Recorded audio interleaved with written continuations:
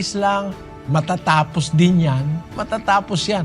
At ang pinakamagandang katapusan, pagkatapos mong magtiis,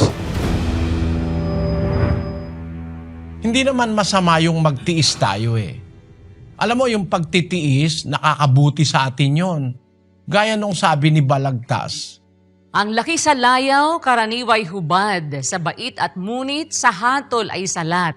Masaklap na bunga ng maling paglingap, habag ng magulang sa irog na anak. eh ano mangyayari pagka lumaki ka sa layaw, wala kang kahirap-hirap? Ng halamang lumaki sa tubig, dahoy malalanta, munting di madilig. Ikinaluluoy ang sandaling init, gayon din ang pusong sa tuway maniig. Yung halaman na laging nasa tubig, nakasilong, pag napunta sa araw yon, natutuyo. Ang ibig lang sabihin ni Francisco Balagtas dyan, maganda sa tao yung nahihirati sa hirap, nasasanay ka. Basahin natin ang 5:3 ng Roma.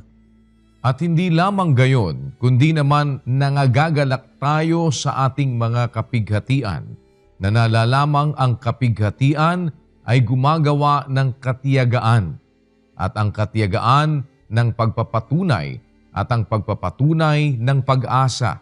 Ang kapighatian, yung mga hirap, gumagawa ng katiyagaan, yung pagtitiyaga. Pag ikaw mahirap, magiging matiyaga ka eh.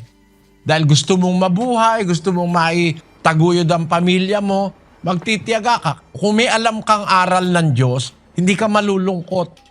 Nagagalak tayo sa ating kapighatian sapagkat nalalamang ang kapighatian ay gumagawa ng katiyagaan. At ang katiyagaan gumagawa ng pagpapatunay, napapatunayan na ikaw ay talagang matiyaga, matiisin sa hirap, at ang pagpapatunay gumagawa naman ng pag-asa. Kaya nandun ang pag-asa eh. Sabi nga ng Kawikaan Tagalog, pagka may tiyaga, may nilaga. Yon. Pag may hirap, may ginhawa. Kaya hindi masama yung magtiis ka, no? At huwag kang maiinggit, kapatid, doon sa mga mayayaman, sa kanila lahat ng mga conveniences in life. Pansamantala lang yun, kapatid. Basahin natin ang 6, versikulo 20 ng Lucas. At itiningin niya ang kanyang mga mata sa kanyang mga alagad at sinabi, Mapapalad kayong mga dukha, sapagkat inyo ang kaharian ng Diyos. Mapapalad kayong nangagugutom ngayon, sapagkat kayo'y bubusugin. Mapapalad kayong nagsisitangis ngayon, sapagkat kayo'y magsisitawa. Mapapalad kayo kung kayo'y kapuotan ng mga tao, at kung kayo'y ihiwalay nila, at kayo'y alimurahin, at itakwil ang inyong pangalan na tila masasama dahil sa anak ng tao. Mangagala kayo sa araw na yaon at magsilukso kayo sa kagalakan, sapagkat narito ang ganti sa inyo'y malaki sa langit, sapagkat sa gayon ding paraan ang ginawa ng kanilang mga magulang sa mga propeta. Datapwat sa aba ninyong mayayaman, sapagkat tinanggap na ninyo ang inyong kaaliwan. Sa aba ninyong mga busog ngayon, sapagkat kayo'y mga gugutom.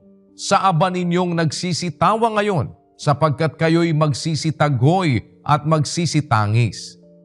Kapatid, huwag kang maiinggit doon sa mga yon. Bayaan mo lang. Ang buhay ngayon sa mundo, temporary lang yan eh. Merong ibang buhay na ipinangako ang Diyos. Yun ang buhay na walang hanggan, kung saan lahat ng naagrabyado, lahat ng mga inapi, lahat ng mga taong nanghirap, gagantimpalaan naman ng Diyos. Kaya mas maganda, kapatid, magtiis. Talagang ganon. At tinan mo ako, nag-umpisa akong magtrabaho, magnegosyo, 12 anyos. Sa edad na 17 taon, may sarili na akong restaurant. Pagkatapos noon, nagministro ako, pero tuloy pa rin ako naghahanap buhay. Hirap na hirap ako. Maghahanap buhay ako maghapon, sa gabi, magsasalita ako sa mga meeting, sa pulong, sa religious meeting namin. Umaga akong babangon 4:00, Meron kasi kaming tindahan, may restaurant kami, may tinda kami. Alas 4 pa lang madaling araw, gising na ako. Hanggang alas 6 ng hapon nagluluto ako. Magpapahinga lang ako ng 1 oras, maliligo ako tapos mga bandang alas 7, pupunta kami sa pagpupulong. Nangangaral ako ng salita ng Diyos. Isipin mo, 17 anyos ako noon. Nahihirapan ako, kuminsan halos wala akong tulog. Sa mahabang panahon na akong napapagod, napupuyat, hindi naman ako pinabayaan ng Diyos. Kaya halimbawa, makakita ko nung nagtitiis ngayon, nagrereklamo na, 5 taon pa lang. 5 taon pa lang, nireklamo ka na. Tiisin mo, sinuwi nga, nagtiis 700 taon eh. Tayo, ang ipagtitiis natin, konti lang. Kaya tiis-tiis lang, matatapos din yan. Matatapos yan.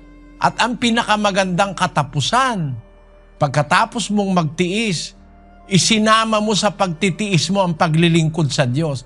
Hindi naman kasi lahat ng nagtitiis magiging dapat sa Diyos eh. May nagtitiis, wala naman Diyos. Hindi naman lahat ng mahirap magiging dapat sa Diyos eh. Mahirap ka na nga, ayaw mo pang kumilala sa Diyos, ateista ka pa. Nag-drug addict ka pa, mahirap ka na nga eh. Ikaw eh nagbisyo pa, paano ka makakarating sa langit? Pero mahirap, nagtiis ka. Umiwas ka sa masasamang gawain, hindi ka nagnanakaw, hindi ka nanloloko ng kapwa. Siguradong meron kang bahagi sa langit.